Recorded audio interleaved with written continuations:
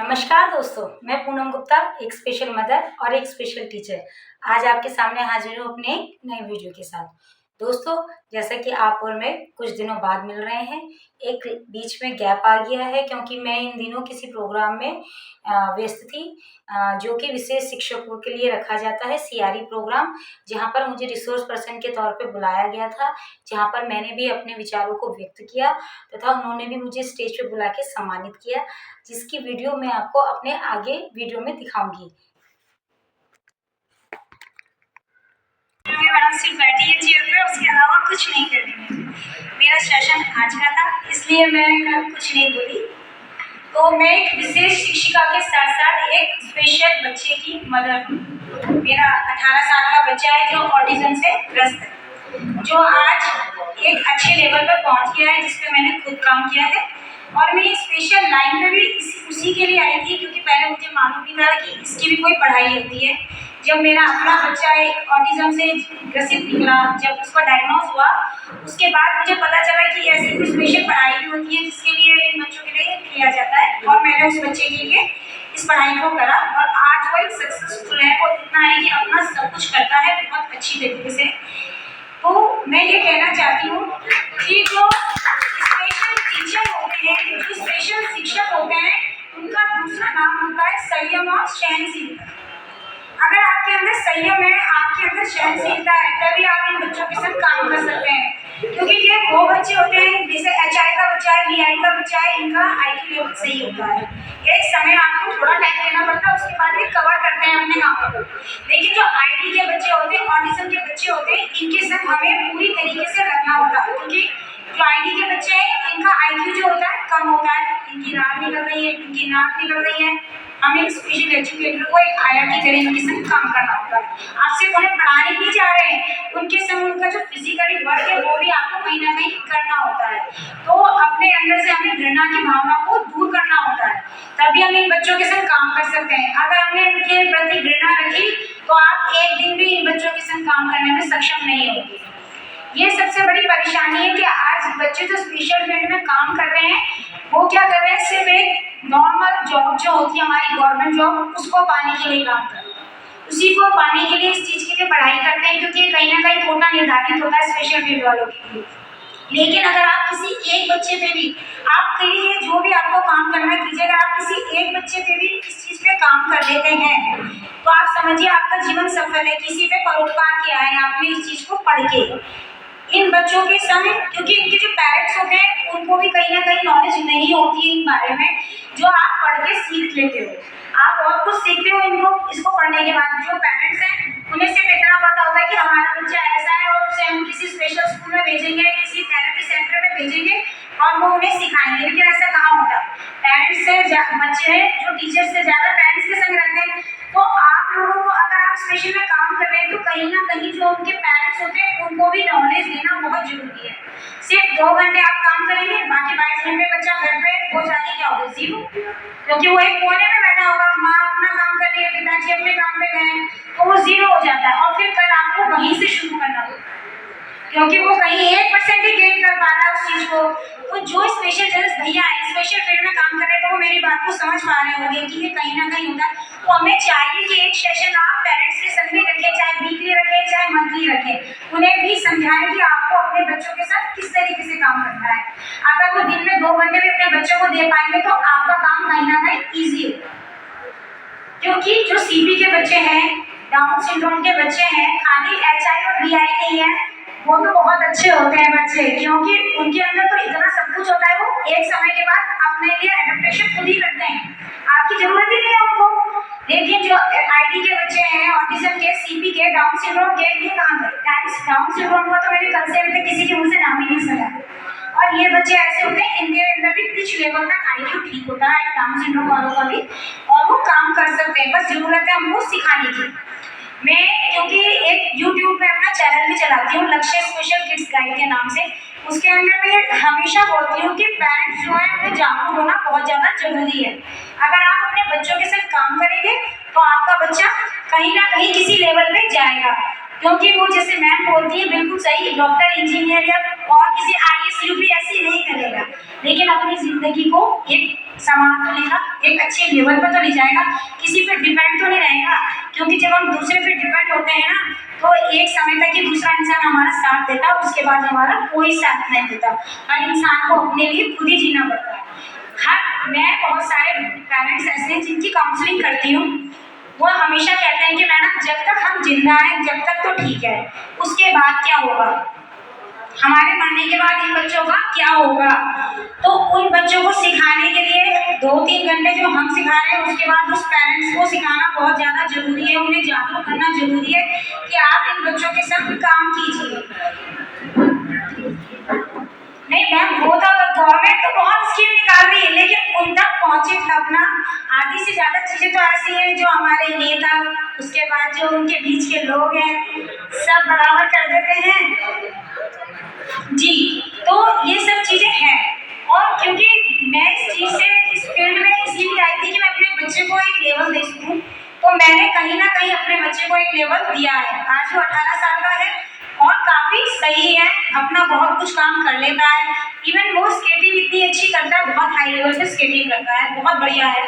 तो मैं इन सब चीजों में आप लोगों का सहयोग चाहती हूँ कि आप लोग जो जितने भी जने हैं जो स्पेशल फील्ड में काम कर रहे हैं, देखिए जो गवर्नमेंट में चले गए हैं वो तो खैर मैं कह ही नहीं सकती उनको, वो कहीं ना कहीं जो पेरेंट्स हैं उनको जागरूक करें, इनको जागरूक करना बहुत ज़्यादा जरूरी है।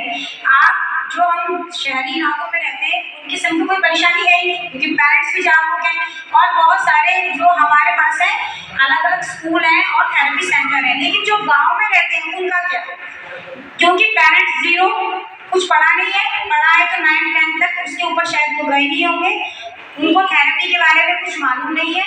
तो ऐसे लोगों को अगर आप कहीं छोटे छोटे कैंप लगा के सिखाएं, या आप उन लोगों का भला कर रहे हैं, अपने लिए भी परोपकार कर रहे हैं आगे के लिए, तो उन बच्चों का भी भला होगा, उन पेरेंट्स का भी भला होगा। नहीं तो क्या होता है, एक कोने में मैं क्योंकि CBR करती हूँ, मैं बच्चे घर में एक कोने में पड़े रहते हैं, मक्खियां उन पे भिनभिनाती रहती हैं, टॉयलेट करा है, खाना खाया है, दूध पिया है, सब उनके ऊपर ऐसे ही है। और माँ को जब समय मिलेगा घर के काम से, उसके बाद वो आएगी और उस बच्चे को देखेगी। लेकिन अगर जागरूकता होती है तो वो अपने काम के बीच बीच में उस बच्चे को भी संभाल सकती है, लेकिन ऐसा होता नहीं है। तो मैं भी आप लोगों से रिक्वेस्ट है कि आप लोग अगर थोड़ा बहुत भी इस चीज के लिए अपना समय देंगे तो इन बच्चों के साथ कहीं ना कहीं परोपकार करेंगे।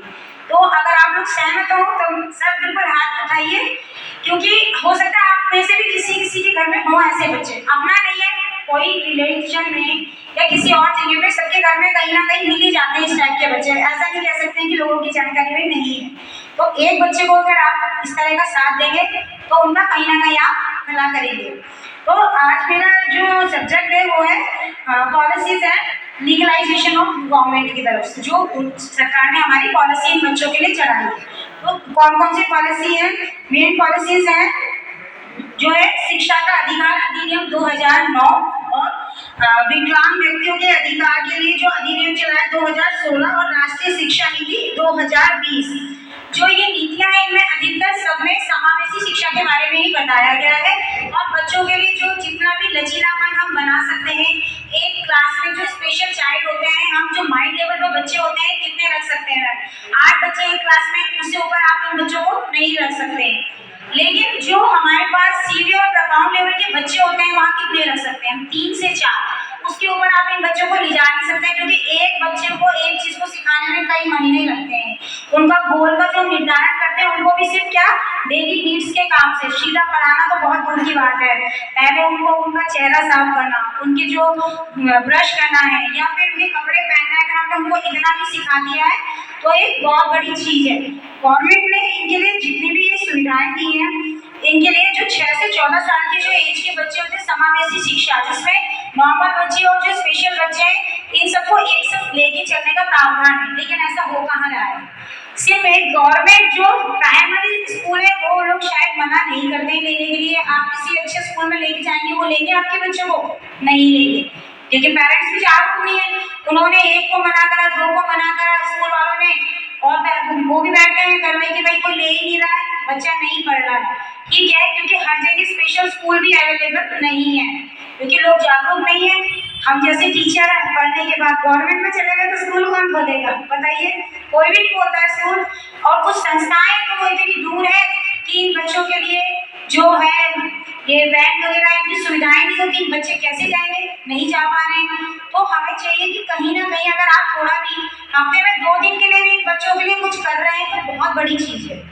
गवर्नमेंट तो सबको सुविधाएं देती है, लेकिन उनके तक पहुंचना, उनको जैसे मैम बता रही है कि हमारे राज्य में ये सुविधाएं हैं, अगर आप सीबीआर के थ्रू उन लोगों को ये इतना भी सिखा दें कि आपको गवर्नमेंट ने सुविधा दी है और आप ये बता रहे हैं, अगर उनके पेरेंट्स को ये पता चल रहा है कि हमारे बच्चों की इतनी सुविधाएं हैं, तो उनको कहीं ना कहीं हो सकता है पैसों की लालच में या किसी भी लालच में वो जाएंगे अपने बच्चे के लिए, उन बच्चों का कुछ भला ही होगा। और जो ये नीतियां हैं, जैसे 6 से 14 वर्ष की आयु के लिए समावेशी शिक्षा के लिए निःशुल्क है बिल्कुल, लेकिन पेरेंट्स को पता ही नहीं कि निःशुल्क है, वो सोचते हैं पैसे देने हैं, वो बच्चों को एडमिट ही नहीं करा रहे स्कूलों में। दिव्यांगजन अधिकार 2000 अधिनियम 2016 जो है, ये एक ऐसा कानून है जिसमें जितने भी स्कूल हैं उसमें बच्चों के लिए जरूरी है जो टॉयलेट है उनके हिसाब से हो, जो रैंप है क्योंकि बच्चा चल नहीं पा रहा है तो जो हम अपनी उसमें व्हील चेयर या ट्राईसाइकिल चला रहे हैं उसके हिसाब से रैंप हो। लेकिन आप देखिए आधे से ज्यादा स्कूल ऐसे खोले गए हैं जो सिर्फ पैसे कमाने के लिए खोले गए हैं, वहाँ पे ये सुविधाएं नहीं है। जो प्राइवेट चला रहे हैं, गवर्नमेंट तो खैर बनवा के देती है, जो प्राइवेट चला रहे हैं वहाँ पे ये नहीं है। तो गवर्नमेंट को थोड़ा सा इतना ध्यान देना चाहिए कि इन स्कूलों पे उनको अपने इंस्पेक्शन करवाना चाहिए कि इनको इन सब सुविधाओं के बारे में मिल रही है कि नहीं मिल रही है, ये बहुत ज्यादा जरूरी है।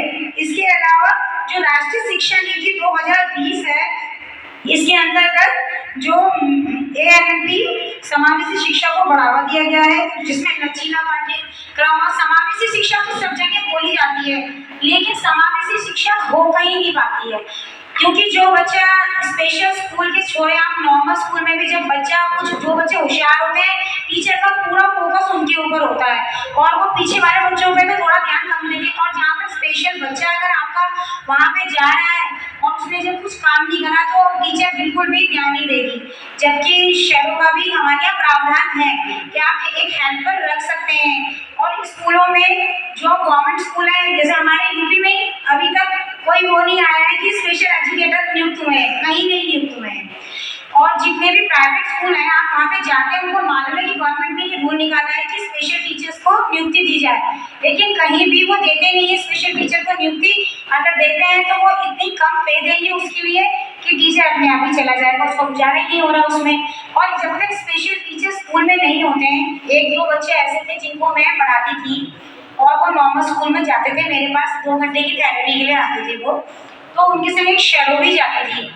तो आप उस बच्चे को कब तक उस स्कूल में रख पाएंगे, क्योंकि शैडो थोड़ी ना काम करेगी, काम तो टीचर भी करेंगे उनके संग, टीचर उसको ध्यान ही नहीं दे रहे। सिर्फ एक कंपलसरी वो रूल हो गया था कि सुबह 8 बजे रहना, 1 बजे आ जाना है, उसके अलावा आपके बच्चे के साथ कोई काम नहीं हो रहा है वहाँ पे।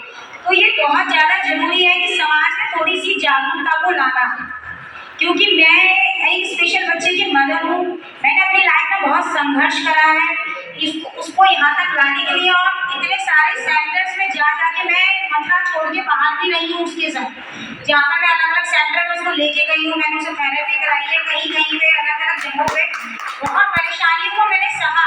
लेकिन उसके बाद फिर मैंने जब स्पेशल फील्ड में काम करा अपने बच्चों को बहुत, और आज मेरी एक इच्छा है और मैं जरूर करूँगी, मैं ऐसा सेंटर डालूंगी जिसके अंतर्गत मैं ऑटिज्म गांव के नाम से डालूंगी, क्योंकि मेरा बच्चा ऑटिज्म से है, और जहाँ पर बच्चों को निःशुल्क मैं शिक्षा दूंगी। और उनके जो पेरेंट्स है वीकली उनको एक दिन जरूर उनका सेशन भी हुआ करेगा, जिससे कि वो आगे बढ़े। जब हम आगे बढ़ते हैं और जैसे आज आप मेरे लिए क्लैपिंग करते हैं, उनके लिए वो एक बार भी क्लैपिंग करेगा, एक उत्साह आदमी के अंदर उत्साह का आना जरूरी है। जब तक उत्साह नहीं है वो कुछ भी नहीं कर सकता है। बिना उत्साह के तो हम रोटी भी नहीं खा सकते हैं। जब तक आपको उत्साह ही नहीं है रोटी खाने का, जब जो डिप्रेशन के लोग उनसे पूछिए वो खाना नहीं खाते हैं 2 दिन तक, क्योंकि उत्साह नहीं है उनके अंदर। तो उस चीज को, उत्साह को ही जगाना है आपको। जितने भी स्पेशल बच्चों के आपके पास पेरेंट्स हैं उनके अंदर सिर्फ उत्साह जगाइए। बहुत से लोग मुझे मिलते हैं, मैंने बहुत बच्चों की काउंसलिंग करी है, जो उनके पेरेंट्स होते हैं वो कहते हैं मैडम ऐसा लगता है कि हम मर जाएं। 1 नहीं 2 नहीं 3-3 बच्चे हैं, एक माँ बाप के जो डिसेबल हैं, एक बच्चा बेड पे है वो जा रहे हैं, जो बेड पे उसका टोटली काम बेड पे हो रहा है, उसका टॉयलेट पॉटी, उसका इवन खाना खा नहीं सकते, या तो बिस्किट खिला रहे हैं या दूध पिला रहे हैं। तो आप सोचिए उधर पेरेंट्स के संग अगर इतनी सी भी कोई उत्साह वाली बात करेगा तो उनकी जिंदगी तो बहुत बदल जाएगी। इसलिए मेरा आप सभी से निवेदन है कि आप सभी कृपया करके अगर एक किसी एक पेरेंट्स के लिए भी उत्साह का वजह बने तो मेरे लिए ये बहुत खुशी की चीज होगी, क्योंकि मैं लाइफ में बहुत कुछ सहन करके आगे आई हूँ। तो धन्यवाद। इसी के साथ अपनी वाणी को विराम देती हूँ और आपसे एक बात कहूंगी कि नसीब में जिनके ऊंचे और मस्त होते हैं, नसीब जिनके ऊंचे और मस्त होते हैं, इम्तिहान भी उन्हीं के बहुत जबरदस्त होते हैं। जब तक आप इम्तिहान नहीं देंगे तो आपके नसीब कभी ऊंचे नहीं जाएंगे। धन्यवाद।